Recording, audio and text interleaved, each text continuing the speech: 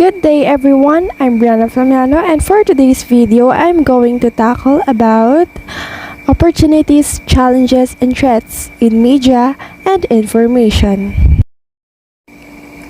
A powerful tool, media and information literacy, an essential component of the senior high school curriculum, fosters equitable access to information and knowledge, which in turn open up opportunities. It is a field that deals with the effects of various mass media.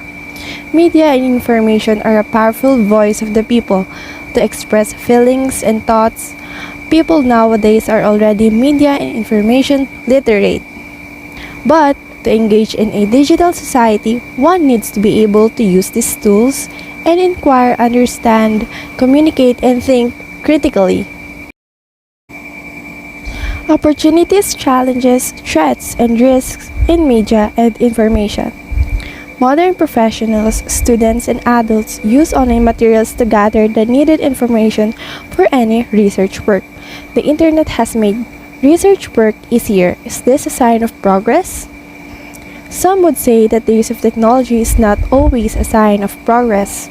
For them, the use of traditional methods such as government documents, minutes of the meeting, journalistic writings, eyewitnesses' accounts, and other information sources is more effective than the use of modern technology, specifically the internet. UNESCO recognizes that the internet holds enormous potential for development. It provides an unprecedented volume of resources for information and knowledge that opens up new opportunities and challenges for expression and participation. The principle of freedom of expression and human rights must apply not only to traditional media but also to the internet and all types of emerging media platforms that will contribute to the development of democracy and dialogue. Digitalization and the accessibility of information through a wide range of devices have enormously increased the information resources available to people. The internet provides numerous and diverse opportunities towards attaining our goals and objectives in life. It has positive effects in education and in economic growth. For example, online marketing has become vital to business success as it has a wider audience reach. A wider audience reach leads to increased product awareness, which in turn results in higher sales. In education, the use of technology is vital. It makes information sharing convenient. In addition, educators use it to supplement lessons and to conduct online classes. Opportunities. Online shopping. Through online shopping and by using a web browser, consumers can directly buy goods over the internet. Consumers may visit the website of the retailer directly or search the alternative vendor's website using a shopping search engine. For challenges, we have age inappropriate content, illegal content, and privacy invasion and identity theft. Age inappropriate content. With the unabated spread of media, one has to be very careful about access. There is a wealth of information one can gain from the internet, but there is also content that is unfit for children and young people like pornography and violence. Illegal content. The internet has also been and continues to be used by unscrupulous people to further their illegal activities, like human trafficking, the use of force, fraud, or coercion to obtain a commercial sex act or labor, and child pornography. Some groups also use the internet to further the ideas of racism and discrimination. Privacy invasion and identity theft. Data posted on the internet may be accessed and used for illegal activities. Personal information may be willingly shared as pictures or text on social media or inadvertently given by users as part of such offerings as games or surveys. It is important for users to be aware of the risks before they decide to share their personal data. A way to get sensitive personal information is phishing. It is the fraudulent attempt to obtain sensitive information such as username, passwords, and credit card details by disguising oneself as a trustworthy entity in an electronic communication. Libel or slander. A person commits libel if he or she, with malice, publishes a false statement that is damaging to another person's reputation, office, trade, business, or means of livelihood. The Philippine Constitution, libel is a violation of Article 355 of the Revised Penal Code. As stated in the article, libel can be committed in the form of writing, printing, and other similar means.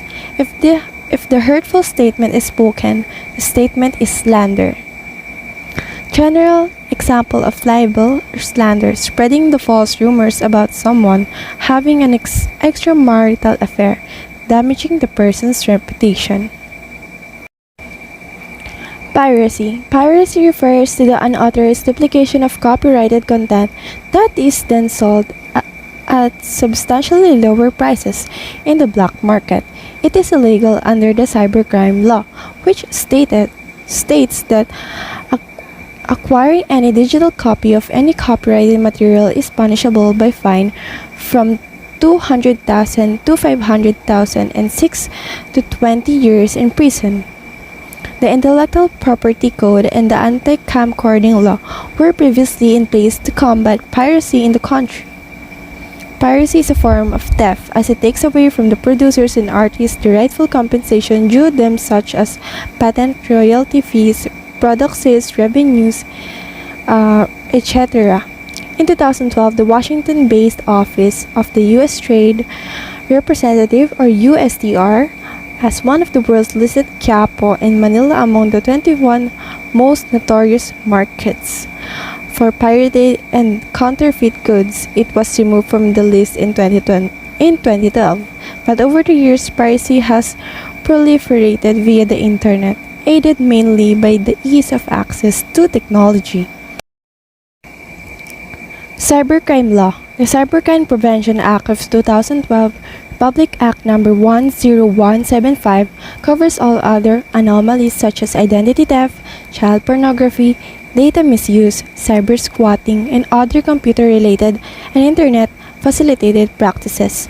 This law became controversial in 2012 to 2013 since it also criminalizes libel in the online world, limiting certain exercises of freedom of expression. For the next part of the discussion, we have letter B, education, economic, social, and political aspects and influences of media and information literacy.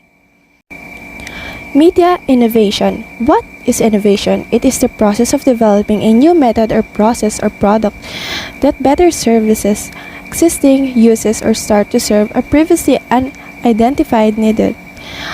When we talk about media innovation, it includes the change in several aspects of the media landscape, from the development of new media platforms to new business models. The new ways of producing media text changes in other areas such as education, society, economy, and politics. Over time, there are always areas for improvement and advancement in media. Innovation in media would mean new media associated with telephones and communications, computers and internet, virtual worlds, websites, games, human-computer interface, computer animation, and other related media improvements and advancements. Influence of media on education. Nowadays, media plays a crucial role in strengthening society as it helps us to know the current societal issues not only locally but also globally. It also enhances the teaching and learning processes inside the four walls of the classrooms. Media comes in different forms, and each form affects the way people learn and interpret information. Some platforms can be employed to reinforce concepts and spark discussions, such as short films, written articles, blogs, posting, and other digital media. Teachers can use modern technology such as an interactive smartboard to deliver the lessons and activities. However, a piece of chalk, blackboard, manila paper, and other non-digital or non-interactive instruments like CDs and DVDs can still be used to aid teachers in conducting lessons if the resources are limited. Influence on society. Media's power appears unstoppable. Almost everyone is exposed to countless media images, advertisements, magazines, etc. With the advent of social media like Facebook, Instagram, Messenger, Twitter, email, and the like, we are connected in ways that were not possible before. The communication line is always open. Because of this, necessary societal interaction, camaraderie, and development of friendships are facilitated. The way we now deal with people with different personalities, opinions, and ideas, the way we access information about human life, relationships, education, careers, entertainment, and others, and the way we do business to promote products and services online are all conducted with modern media. These interactions are very different from before, when the most prominent forms of media were magazines, newspapers, and books. Economic influence. The new media has made it possible for any individual to offer products and services online. The various media platforms are a means to augment people's income. It is indeed true that the new media affect the economic progress and stability of the country. Innovation in media has likewise created new online jobs opportunities such as tutorials in various subjects, airline booking, art selling, product reviews on YouTube, blogging, photography, and other IT-related jobs. Social media was once an expensive platform for business to advertise their products or services, but nowadays, any media literate person and business entity can set up his or her its own brand to reach people and sell products and services easily. Potential influence. Potential influence. With the wider internet reach in the Philippines and the corresponding increase in Filipino social media users, political individuals and parties and government agencies have been realized the effectiveness and power of social media platforms in terms of public communication.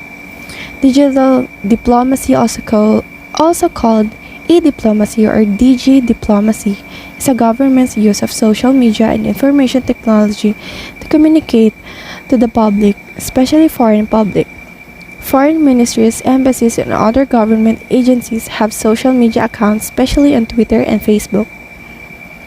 Spreading information through social media enables to send messages quickly and cost effectively to the target audiences without convening a press conference or sending a press release to news agencies.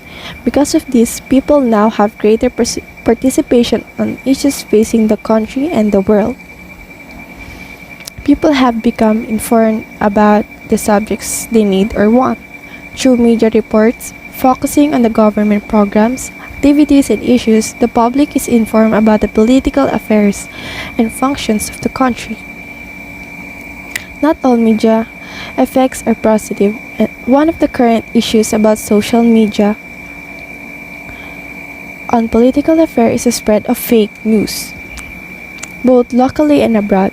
The difficulty of confirming whether social media news or news reports are true has led to the abuse of the medium by interest groups who share half-truths or outright lies, which has led Facebook and Twitter to remove fake accounts and purveyors of untruth.